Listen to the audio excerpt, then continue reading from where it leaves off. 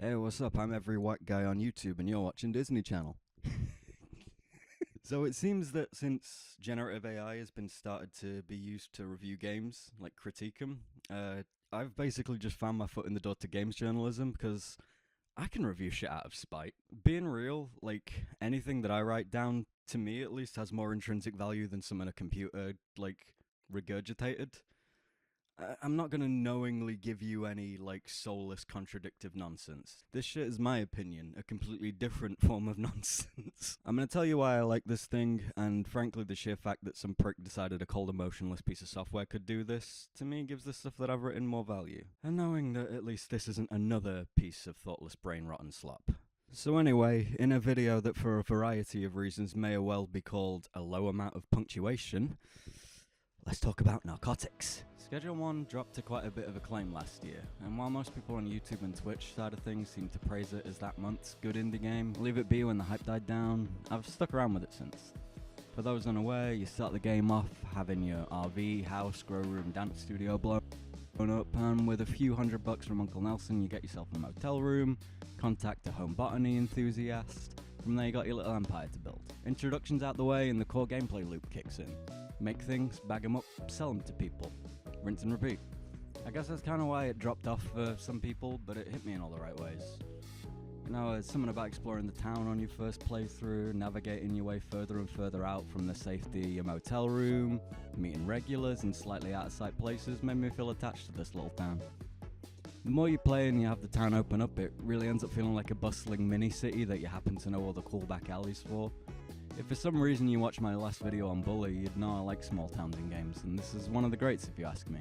To circle back to the gameplay for a minute, it all syncs up in this frantic but satisfying way. The more you get used to the town, the more customers, the more space you need to make your products. You unlock bigger places across town, you'll start having to hire some local talent to handle distribution.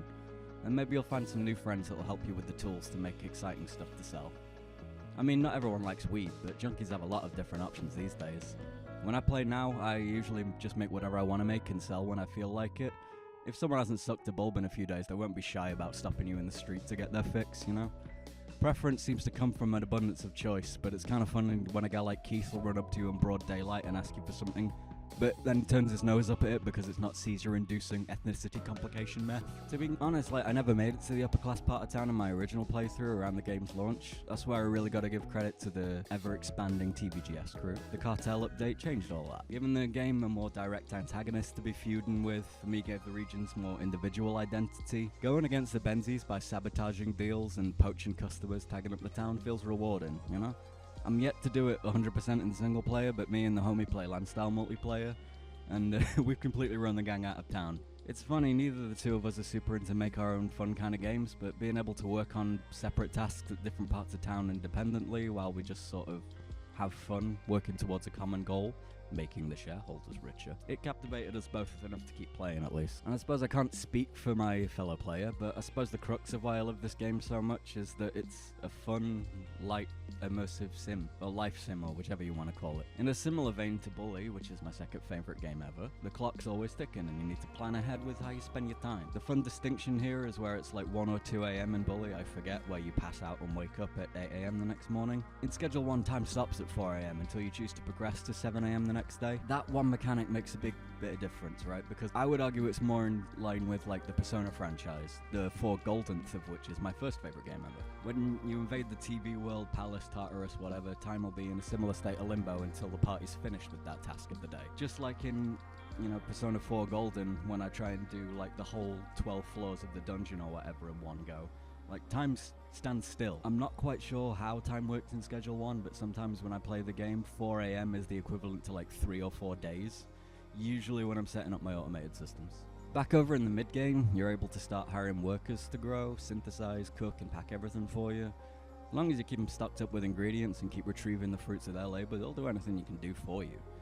That for me is like the 4 AM fun time. When I'm playing, I'll try and spend a few days saving up, laundering money when I need to, but like keep enough cash on me so I can buy everything in one night, from the from Oscar, you know, the illegal place. And that night I'll spend setting up everything to run automatically, stocking up and getting everything at a flow I'm comfortable with. I know some high level players will probably chastise my inefficiency, but I just like throwing it all together, and if it works, I leave it alone.